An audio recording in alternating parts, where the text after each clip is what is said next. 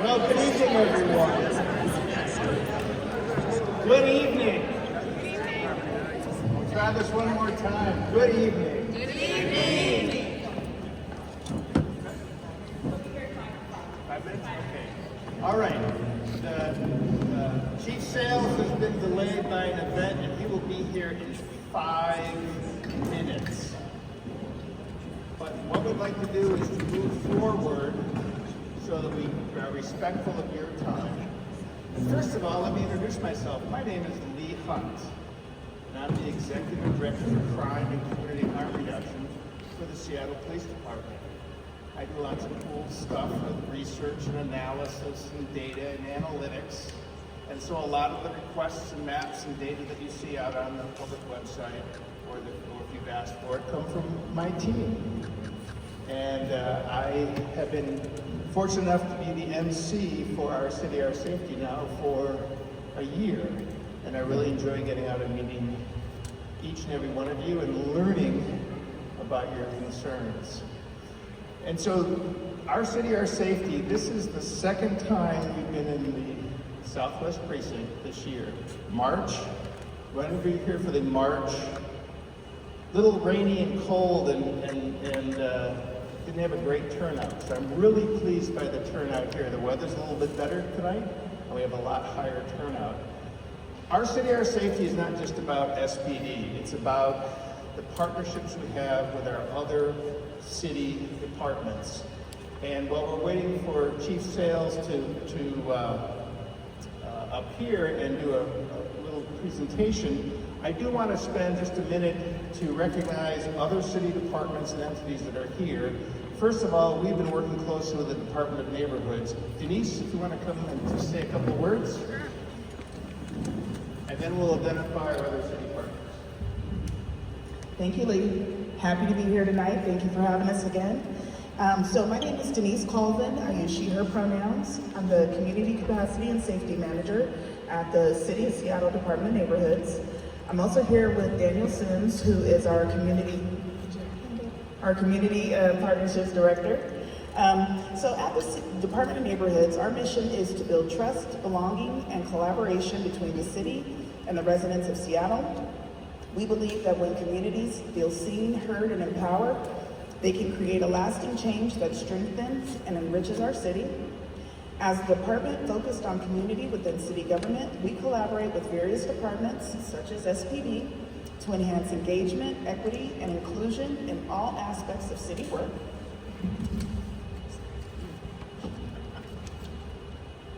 We create pathways for residents to connect with both the government and one another. Together with our partners, community leaders, and neighbors, we are working to build a Seattle where everyone can thrive, contribute, and feel a sense of belonging. Please feel free to engage with myself, with Daniel. There are a few other people from the Department of Neighborhoods. I think Lee is going to identify maybe some other city staff that are here, but please feel free to reach out, engage with us, get business cards, whatever you need, we're here for you.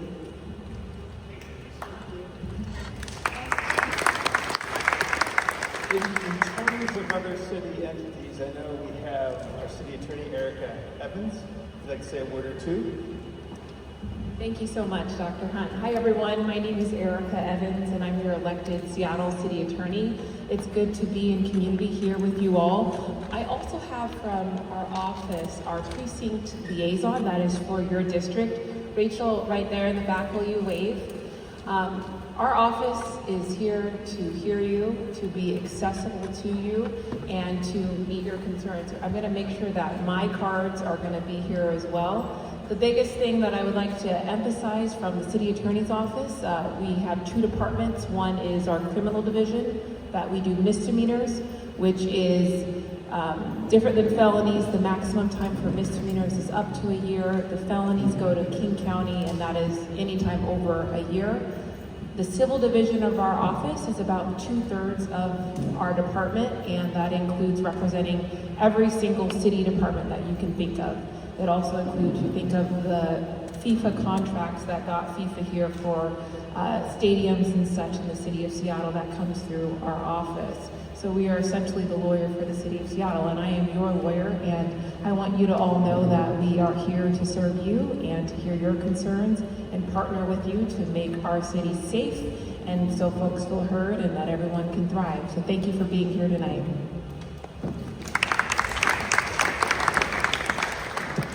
Thank you very much. Are there any other city departments represented here this evening? If you could raise your hand and we'd like to acknowledge you and give you a...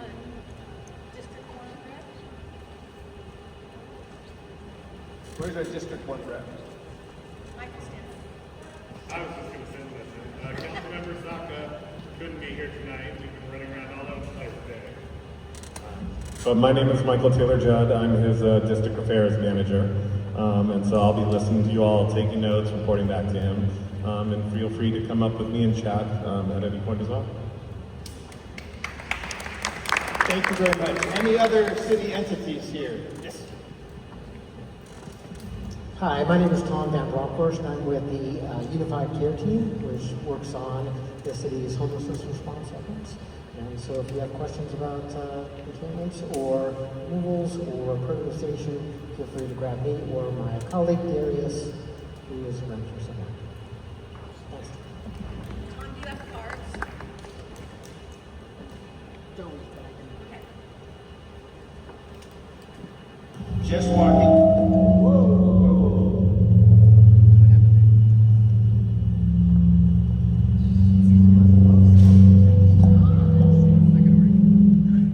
That's a hell of a intro.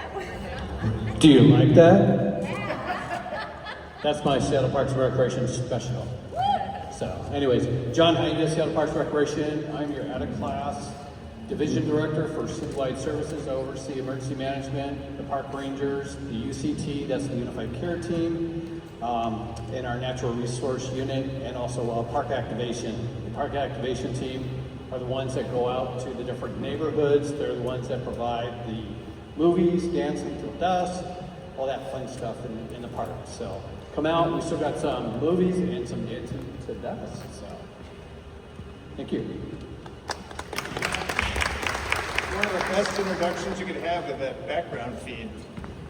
And I know that we have Seattle Public Schools is always here every month. They don't like to introduce themselves, but they're here. They're always willing to listen to you and look to partner with us. I have stalled long enough. Unfortunately, Chief Sales has not yet arrived. Hopefully he will be here. There's an event that is happening. In his stead, to give you an introduction, is Assistant Chief Rob Brown, who will spend a few minutes welcoming you. Chief Brown. Thank you. That few minutes may be shorter than that. So I am Chief Robert Brown, Patrol Operations Chief. What that means is all of the uniforms that when you call for 911 or you have somebody that's out patrolling, that's patrol operations, including the Southwest Precinct. I was leaving headquarters at the same time that Interim Chief Sales was leaving headquarters. We diverted because there were shots fired at officers in the South Precinct, so we had to respond to that location. Chief Sales communicated with me and told me to come here in his stead, and he's going to remain there. I'm not sure if he will be able to come here. Typically, you have the chief giving the introductory comments. Mine are going to be fairly brief because, like I said, I didn't prepare. Things happen, but these are good opportunities for you to share with us, with the Seattle Police Department, what is foremost in your concerns for public safety. We learn a lot from these things. It's not always what we think it's, the top priority. For example, when I was a captain of the South Precinct some years ago, I remember thinking gun violence was the top priority, and I would go to community meetings and I'd find out actually traffic concerns were higher than that in the minds of many. So that's an example of how we learn from you. We want to hear from you. We want to have an open discussion. Really, this is not, even though it's our city, our safety, this is led by you, not by us. We're not going to be speaking at you. We're going to be hearing from you. So, and we'll share responses to any of your questions as candidly as possible. And that's really all I can come up with off the top of my head as by way of introduction. I think I'll start with that and go. This is Captain Chris DeBear of the Southwest Precinct.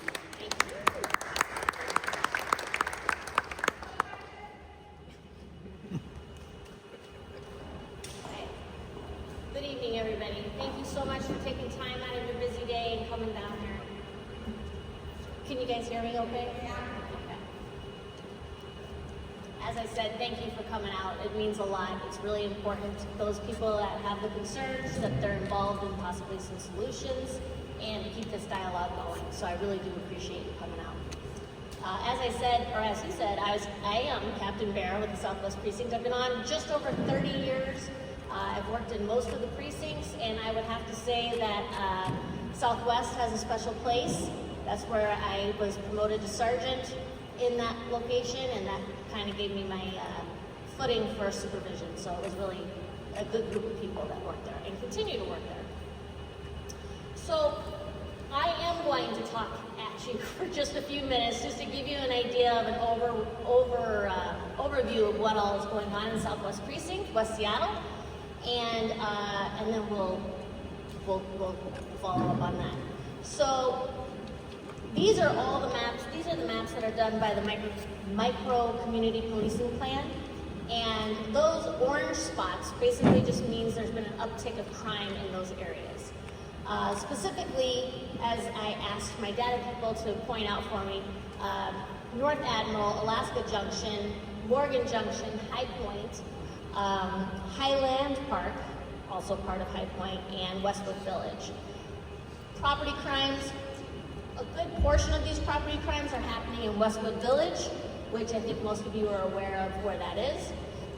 Something I want to emphasize, violent crime hotspots. So lately there's been a difference in protocol or procedures with security that work at a lot of these retail theft places, or retail places.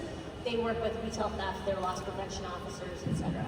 Their protocols and policies have changed, and so they are reporting robberies instead of just theft. Robbery is a theft that usually has an element of assault or physical control trying to be taken away, that kind of thing. So while it does say that these areas are violent crime areas, I want you to keep this in perspective, that might not be quite as horrible as it seems, because we're actually down for Southwest Precinct year to date about 17% with violent crimes.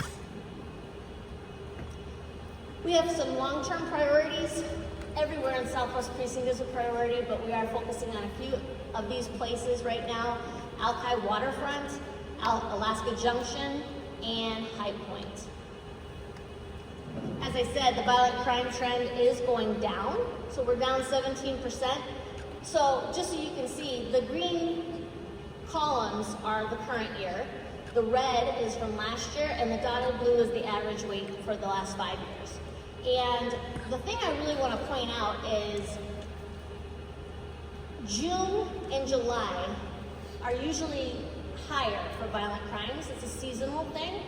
However, we're doing pretty good. We're down from last year, and we're obviously down significantly from the 5 years. Property crimes, we are down 8%. We did have a little bit of an uptick in June and July, but again, not a huge uptick, and we are significantly down from over the last 5 years.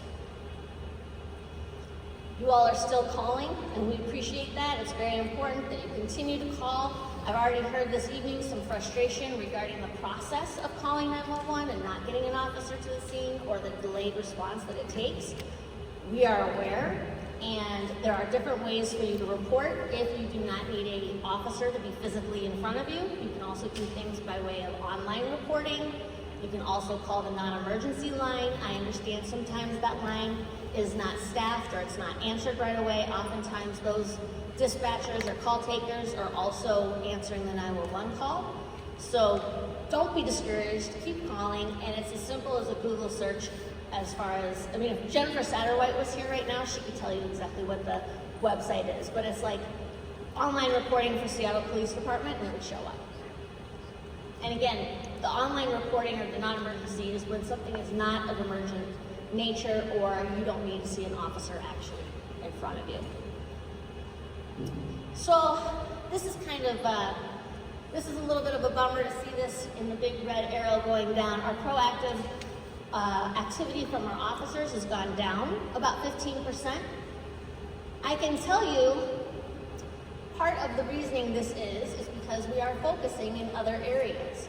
So while we are being proactive in other areas, as well as responding to calls in other areas, we still have the same staff, the same numbers that we've had for the last few years. So it is literally, my request to you is if you can, if you don't need a police officer in front of you, if you can look to those other two alternatives, you allow our officers to be out, to be preventative, and to be proactive. Top calls, 25 and 26. This is the 911 calls: suspicious circumstances, disturbance, traffic, assist the public, theft, domestic disturbances, crisis complaints, automobiles, assist other agency, and assaults. I do want to point out suspicious circumstances, disturbances, and assist the public. Those three can kind of be interchanged. It's the same kind and types of calls. Usually quality of life calls, noise, disturbance. You might have the mental health, individuals that are suffering from mental health crisis that need our assistance, but they're causing some sort of a ruckus or some sort of attention that brought police to the scene. Southwest Precinct, you all said your number one concern is traffic, community capacity, police capacity, property crime, and homelessness. The themes there are traffic safety. We've heard that quite a bit in a lot of the different areas, different neighborhoods. Crime, gun violence.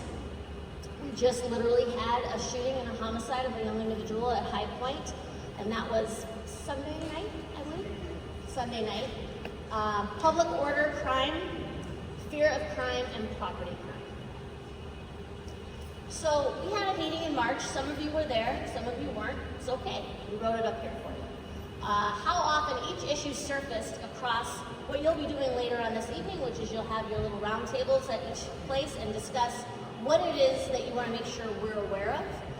And then we took that from March. We basically had, we have interns that work for Seattle U that help with this survey that Professor, you want to introduce yourself, Ms. Help out? Yeah, I'm Jack Lockout from the Seattle University President's Research Center. We do the annual Seattle Public Safety Survey and the community dialogue. So we have the student research analysts on our videos, and they're here to let you take together different tables. So, yes, thank you very much. She explains it much better than I do. But basically, she is very dedicated and has been for many, many years. She has these interns that are sitting throughout that are going to listen to all of you and take notes and make sure it gets back to the Southwest Precinct. They do a survey. The interns assist with a survey to find out what it is that is important to you all. And we do often have, what she's explained was community dialogue. We just had one on Monday night. It goes through the 5 different precincts. It's a Zoom, so you don't even have to leave your pajamas. You can just come on and talk about whatever you want to talk about. But these are the things that came up from March of this year. Homelessness, RVs, and encampments. And again, these are the concerns that came up. This is something that was raised in almost every table. Highland Park, tiny homes, RV camping, 72-hour rule, West Side shelter, drug use, and lack of behavioral agreements at some of these sites. Open-air drug use in public spaces seem to be repeated at the similar locations. Rocks Hill Park, Westwood Village, 26 and the 26 bus stop area, I believe that's over by Westwood Village is what they're talking about, the rapid ride. Concerns include kids' exposures because a lot of kids come to Westwood Village, specifically from Chief Sealth and Denny Middle School. That's a close location for them to shop or eat lunch. And we also have traffic safety, racing and reckless driving, raised independently by multiple subgroups, specifically Alki, Waterfront, California, and Thistle. And they're asking for stronger traffic enforcement. School and youth safety, I was really impressed. We had 2 young men, boys from Chief Self last visit, or last meeting, and they bravely brought up to who was at the table that they had seen guns at Chief Self, and they were worried and wanted to know what we could do about that. That's amazing. It's a horrible thing, but it's amazing that they felt confident enough and encouraged to make that report. There is still an underlying theme of wanting to have school resource officers in schools. And then police presence and response time. This is a mixed concern, generally positive sentiment towards SPD. Residents want more visible patrols and faster response times. So, since March, after we got all of these collected from all the tables, we decided to put some things into practice. One of the big things is the directed patrol. So I just want to explain really quickly what directed patrol is. So I would love to be able to give each and every one of you a couple officers for each and every hotspot that there is, or even to prevent a hotspot from happening. We don't have the staff. We've never had the staff to be able to do that. It's not anything that is a capability from a police department. We have to be mobile, we have to be seen, we have to be going in and out of communities. Directed patrol, essentially, if you ever want to look it up, Koper Curve, K-O-P-E-R, curve. Essentially, it's science-backed. It's a research that was done that says, hey, actually, not a lot of work, not a lot of positivity happens when an officer is in one area all day long or for several hours.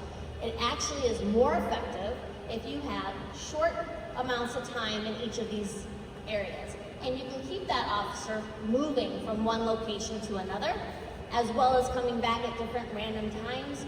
And it seems to be something that is supported by research.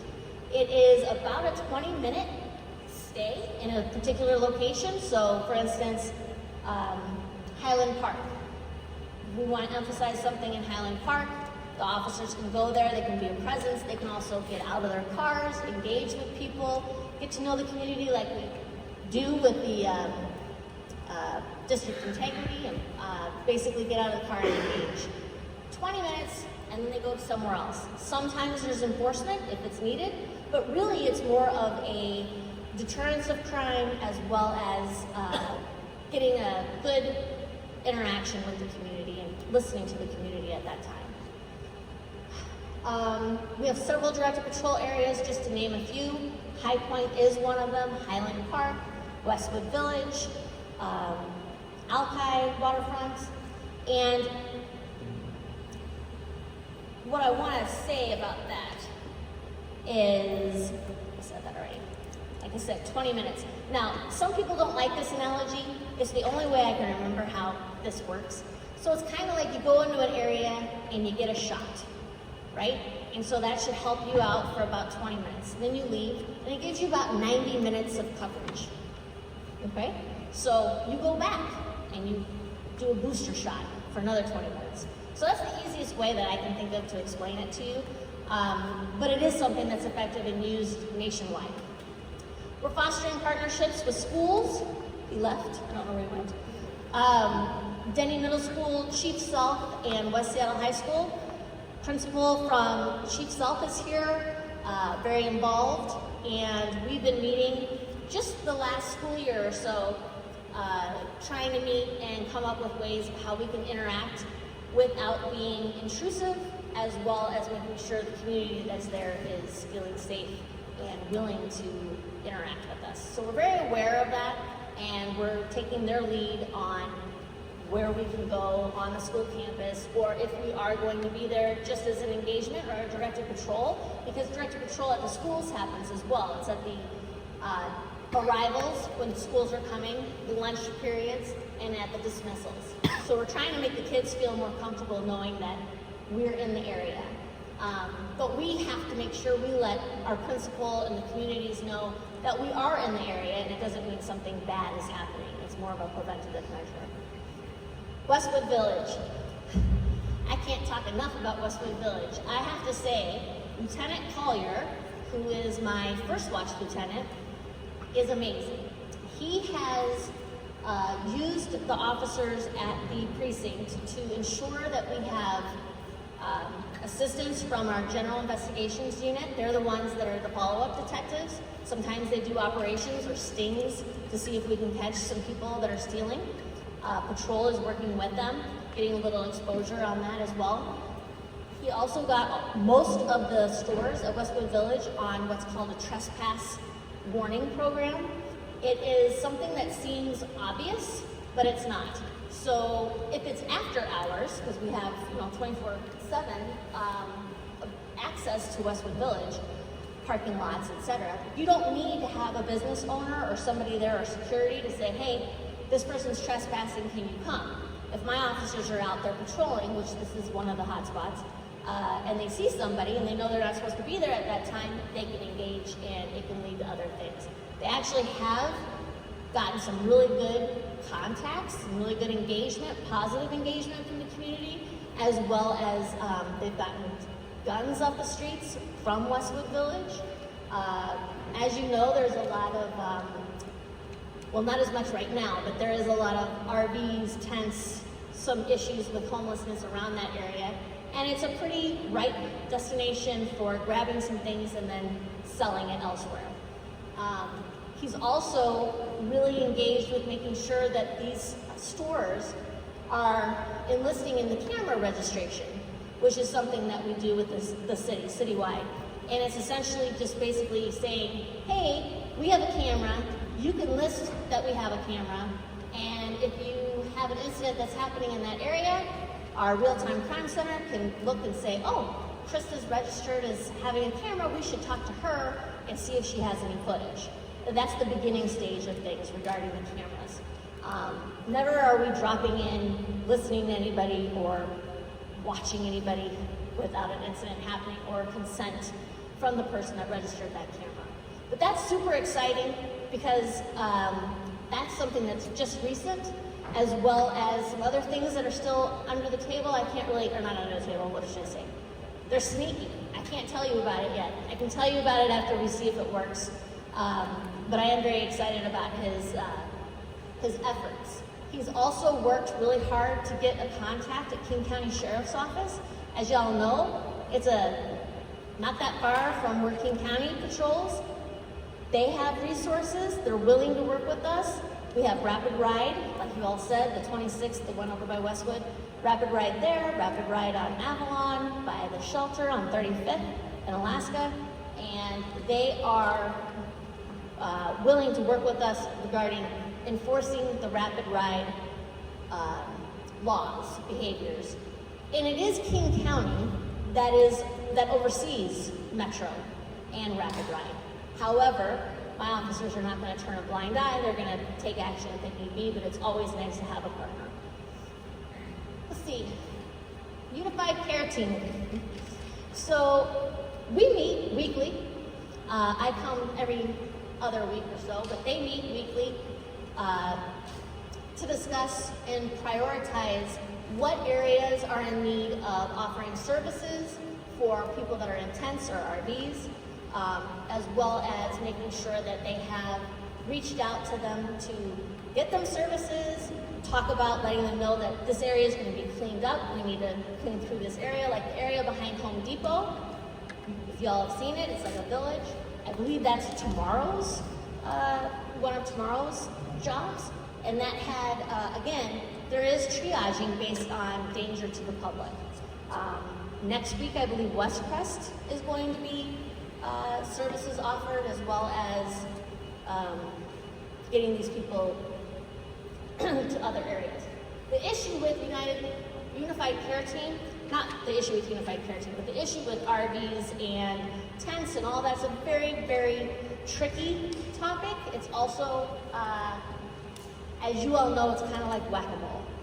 So you know if you have them in your community and you move them, they just go somewhere else. So it is something that is being worked on diligently. The mayor's office is very supportive of these tiny homes. There are 3 that are in West Seattle or will be in West Seattle. I have some concerns because I have seen them work well But I've also seen where everybody wants to get into these homes. And when they don't, they just pop a squat and wait. Well, they're waiting in your neighborhood. So these are things that we need to continually work on and continually keep the dialogue going. And obviously, anytime we get concerns, we bring it up to the Unified Care team and we try to elevate that. Speaking of homeless, we have the West Side Neighborhood Shelter. Just got this information today. So the individual that was running that shelter has stepped down. He's no longer running it. It is going to be, there's a proposal, has not yet been confirmed, but there's a proposal that this is going to be managed by a group, I can't remember their name, but it's a positive, it's like a Always Helping or something like that. The proposal is they're going to take over that site. They're going to have caseworkers on site to help these individuals get some temporary housing. It will not be serving food, and there will be no overnight stays. This is a plus for a lot of the community that lives there, because a lot of the community that lives there has been very vocal about a lot of things that have been happening, some crimes, as well as daycares in the area, businesses suffering, and then again, a lot of our issues are, they can start there, but then you have your Camp Long, your Rotary Viewpoint, and they can go there to live, and we really want to help them find some housing. We're always working with parks. Parks is amazing. We're working with them in multiple ways. Not only are we working with them on major parks as far as enforcement, coming out, they're also very much into the maintenance of the parks, trying to make sure it's clean enough for you. And they're enforcing all the parks violations, as well as working with our Summer of Safety. Summer of Safety is something that we started a lot earlier this year. Last year we started it in May. It was almost too late to get things moving. This year we started it in February. And basically that really helped. A lot of it is very tedious things that you might not think make a big difference, but like signage is huge. Getting everything, for instance, along Alki to close at the same time is nice, instead of herding cats from one location to another just based on a sign. We also have some private security that was hired for parks to assist with closing the boat launches. And again, we also have parks walking around on Alki with a police officer to assist in shutting down the beach after hours. And as I said, Alki Waterfront. Alki Waterfront has dedicated directed patrol as well. It's a very long waterfront, it's about 5 miles total, just a little under 5 miles total. You have Restaurant Row, which is, over by Cactus and then all those restaurants. And then you have the boat launch, you have Don Armini. You have some nice lookout points, the vacant lot next to Salty's, where we have a lot of bad actors or people that don't realize that it's too loud for this time of night, that are out there revving their cars, they're doing the cars that are all amped up, and they're basically trying to, I don't know what that's called. It's muscle cars, you know what they are. With that comes very loud music, comes drinking, potentially drugging, and basically it's just chaos for the people that live down there. So that's something that we're looking at, as well as being out there helps the community feel safer, as well as deterring unwanted activity. And then the other things that we go to a lot of community meetings. We have these community meetings. We are very available to you. I know that we have Jennifer Satterwhite as our crime prevention coordinator. She's taking a deserved vacation right now. We also have a new lieutenant in the ops lieutenant role. It used to be Lieutenant Chopay, it's now Lieutenant Daly. He's very eager and excited and has some nice ideas. And then we're starting to get people that are from each watch to help us share the load on coming to these meetings, because there are so many. I was just talking to somebody over here about High Point has a meeting next week, and there is South Park that has a meeting coming up. It is all I would love it if everybody could just come to one meeting and we could all just talk and figure things out, but everybody wants to have their own meeting, and I understand that, but we only have so many people that can attend, so now I have put the directive out that the watch commanders make sure that either themselves or a sergeant from that watch attends those meetings as well, which should be a good thing because they're going to be more engaged with who actually it is that they're serving. So,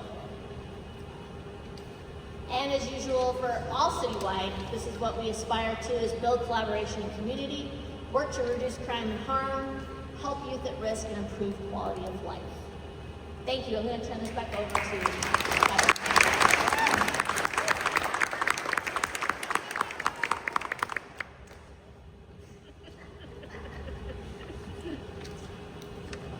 Everybody take a deep breath.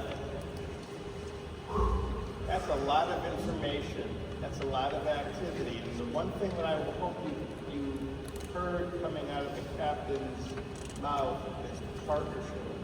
Partnership, working with, partnership, committed to helping. And we will continue to endeavor to work with everyone, every organization, every resource to work to reduce crime and harm and improve quality of life here in the city of Seattle. We are about to stop talking and allow you the time to have 30 minutes to have table discussions. We just set the menu, if you will, for a few minutes.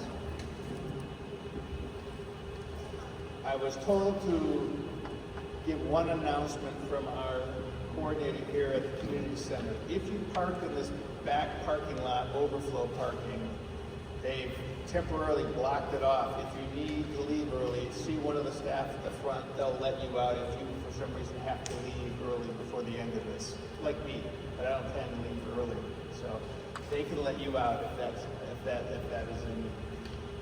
So with that, we want to hear from you. Where are our Seattle University? Raise your hands, high and proud, SU. All right. They, along with staff here in the Southwest Precinct, as well as other SPD staff, we're going to be scribes. We're going to be taking notes. We're going to be listening to you. If you look at each of your tables, there are 2 questions, prep questions, that have been placed at each table. They're just a guide to begin to have discussions at your table. You can talk about any topics that you're interested in and that's of concern to the team and individuals at your table. But this is just a let's get things going kinds of questions. And so what we're going to do is now for the next 30 minutes, have you talk, have the team listen, have the team take notes. And if there are not enough people at your table, please move around, join, connect. We can get full tables so no one's left out. And at the end of 30 minutes, I'll start a timer here, we'll then have each table spend a minute at the most reporting out on the top 2 or 3 things that they discussed. I also know that there's one organization here that wants to talk about announcing some event. So if you potentially have an event that you need to announce that's relative to what we're doing, you're more than welcome to do that. So with that, I will stop. Yep, that's a good point. I will stop talking. And while this is a public meeting and recordings are allowed and permitted, absolutely, if there is someone at your table that requests not to be recorded while they're talking, please honor their wish and respect their desire not to be recorded if they're at your table. Fantastic. Yeah. He's going to talk.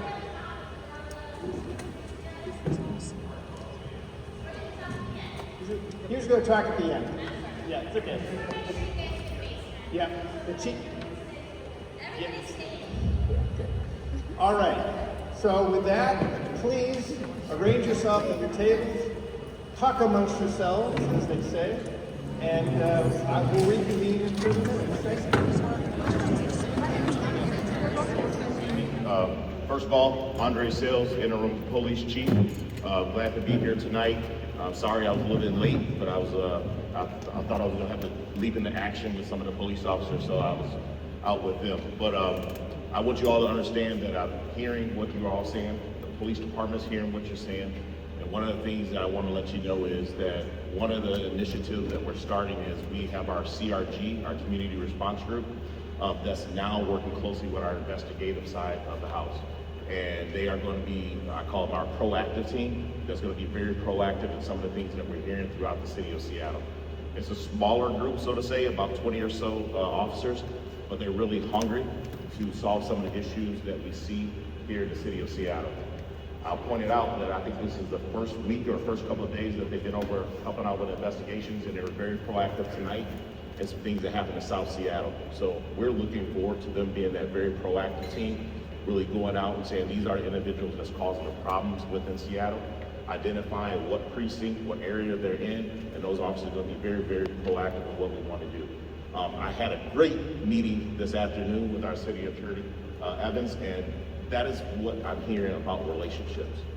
I truly believe before we get to community policing, we have to develop those relationships. We have Dr. Cage in the back that has our relational policing, and that's what we're trying to really build.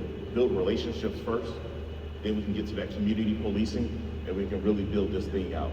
I'm not gonna put anything on you all, but our expectation is to be great for you. What does that mean? That's building relationships as a police department, building relationships with our community service officers, building relationships with our professional staff, and also building relationships with our executive staff. Very too often, sometimes you really don't see the top people at these meetings, but you look around today, you have several of us that are quote unquote the executives within our police department that's here because we really want to hear what's going on. We don't have the boots on the ground knowledge, so to say, because we're working on the paperwork, making sure we have the right budget, making sure we're putting people in the right places. So we really want to have that connection with you all, build that relationship, and let you know the things that we're doing to build a better Seattle.